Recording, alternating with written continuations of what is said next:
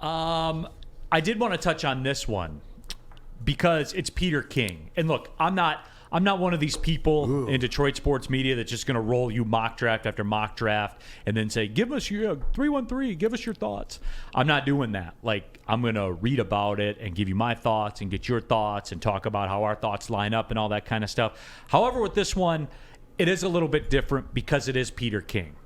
And Peter King, I have a lot of respect for Peter King. There was nobody in football media that's more juiced than Peter King is. That's fair, right? That is fair. Schefter, obviously, he's used as more of like a bridge from agents. Bingo, Yeah. like a PR almost, intermediary PR guy. Peter King talks to people, man, and he had his mock draft that came out. So I did want to touch on some of the highlights of it because I keep thinking about this scenario for the Detroit Lions. He has Carolina obviously taking Bryce Young. I think, have we settled on that more or less? Yeah. Yeah, like pretty much. like it would be stunning if it wasn't Bryce Young. At 2 though, and I keep hearing this from more and more, and I'm talking about like football guys. At 2, Tyree Wilson. I'm cool with from Texas Tech. I'm cool with that. They say, Peter Wilson. King says that the Texans people say that that Tyree Wilson will be their version of Nick Bosa. That they see that. They see that in him. Quick twitch rusher. They need to put that tape on again. Is Tyree Wilson the guy in this draft that's up? Is this the one that's up the board? Is this the? He's the Trayvon Walker. Is this the Yes. Is this It's a good count. week's Trayvon draft? Walker, yep. Okay, it is, right? So here he is because he's always going to be. So who's the guy going the other way? Will Anderson. So the other way. Apparently. Peter King also is on this, and this is where I do kind of get a little cautious. Like people when they do mock drafts that forecast trades. But this Tennessee-Arizona trade that everybody keeps talking about that is going to happen, Peter King forecast that as well, that Tennessee makes the trade with Arizona.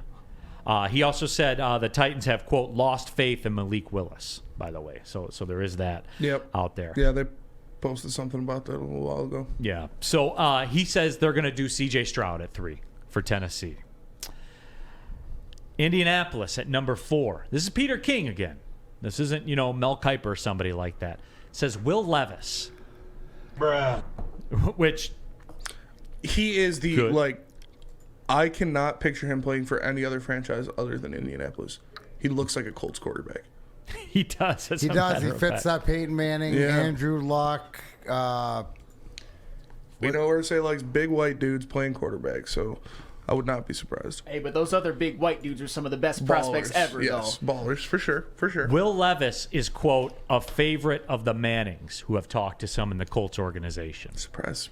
Is Will Levis as a Detroit Lion the guy? Is it Will Levis, Anthony Richardson, or both, right? Because the more that you're throwing these guys, these quarterbacks that we don't like in there, opens up and leaves you one of these guys, right? Mm-hmm. I mean, I hope so. I hope it plays out that way. I hope Indianapolis does this stuff. But does this, how are you going to look at how you feel now, right? And we're going through the mock. How are you going to feel on draft day? Does this get you closer to the guy that you want?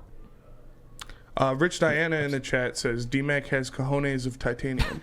And I wrote back to because I don't give a flying. Yeah. Right? That's half the Would you key. say they're built of titanium, though? Like, that seems a great... How do you get through security? over the years, they started... They've oxidized. They've oxidized.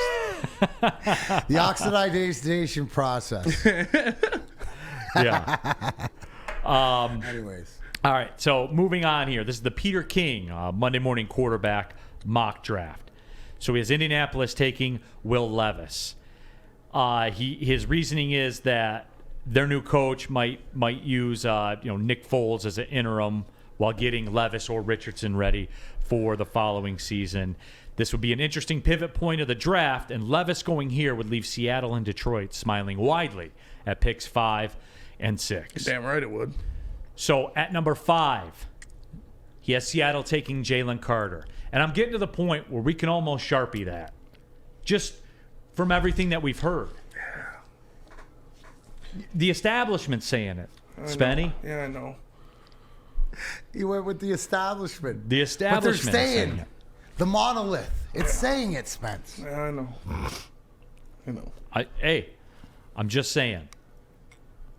Peter King says, there's some like Will Anderson's a cleaner player, I guess you could say. But the Seahawks say, quote, don't shy away from very talented players because of sketchy resumes. And backing that point up, this is the earliest that a Pete Carroll team has ever had a draft pick. Wow. And it's not theirs. And it's not even theirs, yeah. So think about that as well. John Schneider's 14th draft as GM of Seattle. They've never had a top 5 pick before. That's pretty wild. They also pick at number 20. That's success right there. No, it is 100%. So they think, and look, Spenmo, you pegged this from minute one. You've said, hey, they've signed a lot of defensive tackles too, which they have. But the senses are that they're willing to go all in. But you know what name I didn't call. And they're not looking to reinvent the wheel. The Detroit Lions select. Yep, that's it, man. And so this is yet another mock that the Lions are able to take Will Anderson. And it's getting there. Now, my question to you, right? Yes. And when we look at this and we take stock into Peter King, because Peter King's sort of an information, brings it in, and then he gives you out serving sizes, right? You don't hear him every week or whatever like this. Very calculated, very behind the scenes, a guy who's been around for a long time. I'll give you the quote, as a matter of fact, that he says on this. I would love to see it. And this is Peter King, who talked to a GM, like a real NFL GM. And the GM told him, quote, Tyree Wilson is a swing for the fences. Will Anderson is a guaranteed double. So that's the thought process. And where are you as a Detroit Lions franchise? What are you in the market for right now? Doubles. You need solid doubles. You don't need that home run. If you want your home run hitter, he's sitting on he's sitting out for 6 games. That's what you need, and the fact that hopefully it plays out. The biggest thing about that is the movement ahead of us and the fact that the quarterbacks go. My biggest thing is that everybody's on to Will Levis, that he isn't that guy. So that's another person that doesn't go ahead of us that leaves Will Anderson somebody else. I hope it plays out the way Mr. King says. Peter King's thought process on the Lions in this. It's a tough call here, with cornerback also being a long-term need and every corner left on the board, including Illinois' Devon Witherspoon, who's the kind of uber physical hitter who would fit well with the tough guy coaching staff of Dan Campbell. But Anderson's a solid, positive pick. Another brick in the wall for Brad Holmes in his attempt to build a division championship. And more in no longer woe-begone Detroit. Can I address this real quick? Yep. I'm going to ask you about it because Peaceful Tim said this, which is true. GMs lie. But not in certain spots. This is where you can look for the information, the transparency, because a GM has no reason to lie to Peter King, who's as a resource when Peter King asks him, what are your opinion about this player and this player? Not to where he's drafted, but what type of player is this? And the guy says that's a home run guy and that's a doubles guy. So in this case, the evaluation by a GM is probably spot on to his opinion. Has nothing to do with where he's going to be drafted or whatever else. That's Peter King putting it into his computer and letting it play out. Would you agree with that? Yes. Like as far 100%. As how to read. It's like you talking to Kevin Allen. What's that? It's like you talking to Kevin Allen or Kenny Holland talking to Kevin Allen or Scott. You know what I'm saying? Like there's a mutual respect there. Absolutely.